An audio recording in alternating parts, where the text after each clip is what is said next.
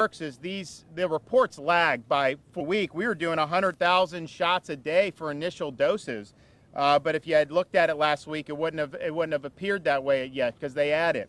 So I think we're probably at 3 million seniors either today or tomorrow, regardless of the reporting. And we are starting to see the demand soften with the seniors, which is a good thing because we're going to lower the age to 60 on Monday. So everyone 60 to 64, you can go. These sites here, like we have in Lake City, are retail pharmacies, health departments, anything that's there, you have access to. And I think we're going to get some pretty good demand there. But we're also monitoring the supply. We have some encouraging signals about the supply, both in terms of what the state is getting allocated, but also through the federal pharmacy program. So rest assured, if you're in that 55 to 59 age bracket, we want to lower that very soon as well. We may be able to do that quicker than initially anticipated. So we're working on that, and as soon as we have an announcement, we'll be sure to let everyone know. But I think that folks can anticipate, and we'll have an announcement today in Jacksonville about the retail pharmacy footprint.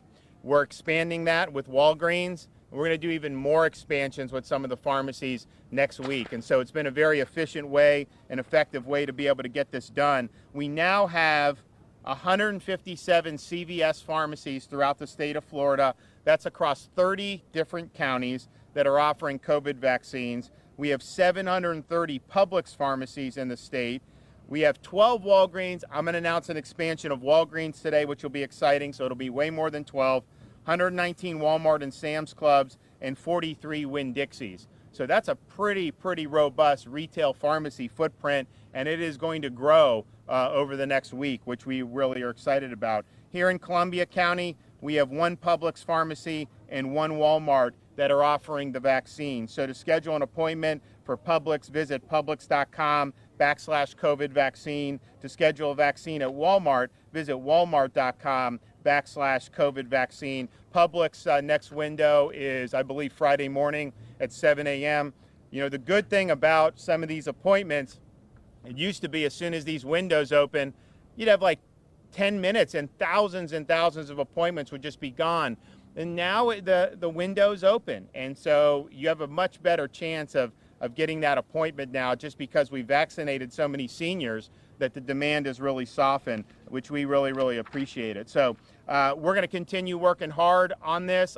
We haven't gotten any additional J&J for this week. We don't know that we're going to get any for next week either, but probably the week after that, we'll start to do it. I think the production on that is going to ramp up very quickly. So we could be in a situation, go down to 60 on Monday, we get to 55 relatively soon, and then if the supply floodgates really open, we could be in a position sometime in April where it's just available and people can get it. And so that's really exciting because if you go back to the beginning of January for when we were getting 230,000 doses a week for a state of 22 million people with 4.5 million seniors, that's a much different situation than where we were just a few weeks ago. So I'm excited about what's happening here. I want to commend the folks here in Columbia County for reaching out to these seniors, offering the J&J, and the demand has been great. And so if we can go through 1,000 of these, I know they have the site today,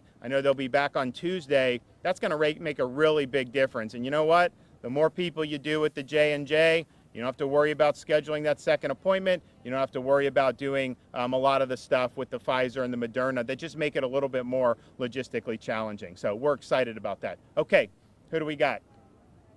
Yes, ma'am. Yes.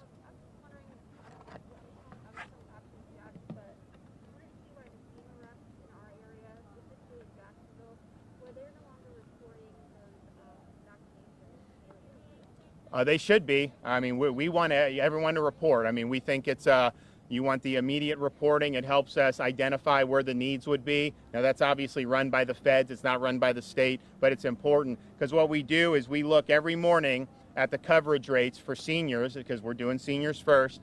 And if they're not reporting it accurately, it could cause us to send vaccine in an area that actually is doing well. And there's other places where they're much better at reporting. So yeah, we'd ask them to report it.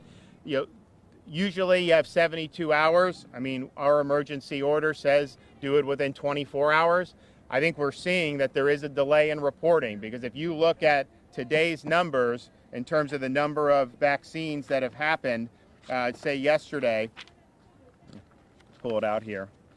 So yesterday it says 34,922 initial doses were administered. I can tell you tomorrow that number will grow. Yesterday, or excuse me, March 9th, they're now reporting almost 87,000. Yesterday that was like 44,000. So there's somewhat of a lag, but I think it's important to try to get it in real time as quickly as you can. It helps with everything. I mean, the more it gets in quicker, the easier we'll be able to get it to 60 and 55 and expand it to all the folks who want it.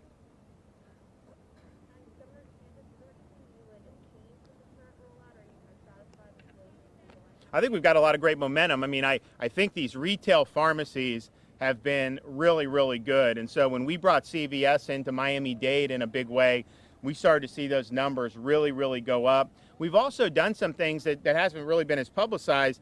We've given it to health plans, who then reach out to their own members and say, hey, I have this. So I think Blue Cross and some of those are now in the game. That's really, really good. We want to get more into physician practices and doctors' offices, because that's an easy thing to do. Because someone may go to the doctor for some other reason. The doctor can say, why don't you do a COVID shot? And then you can do it. There's a lot of people that really want the shot. There's a lot of people that are indifferent about it. They're not opposed to it, but if you have it where it's convenient, they'll be able to do it. So I think we're continuing to expand it in a wide variety of ways. And I think by and large, it's working well. I mean, you don't get millions of seniors vaccinated by chance.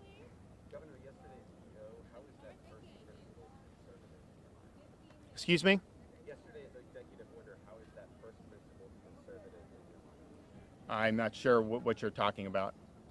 Banning the levying of fines? But what does that have to do with first principle conservative? How is it conservative and top-down with that sword taking away that power from municipalities and localities?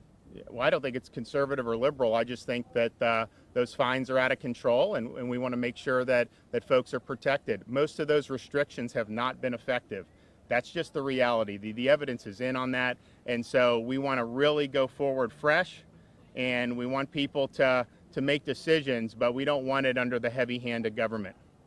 Governor DeSantis, we're seeing some states such as like Georgia and Alaska are dropping down their restrictions down to 16. Is that something that we're considering here, or do you have any estimate of when we'd be able to do that? For vaccine eligibility?